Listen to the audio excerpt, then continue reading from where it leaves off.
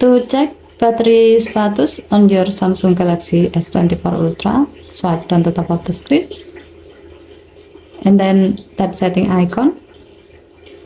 Scroll down the screen to find device care. Tap device care. Scroll down the screen. Under additional care section, tap diagnostic. Under phone section, tap phone diagnostic. Now tap battery status to start checking it.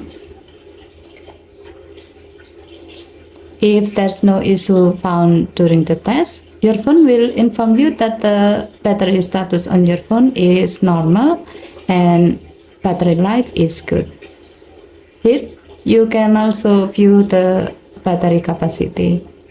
Okay, thank you for watching. Please help to like and subscribe. Have a nice day.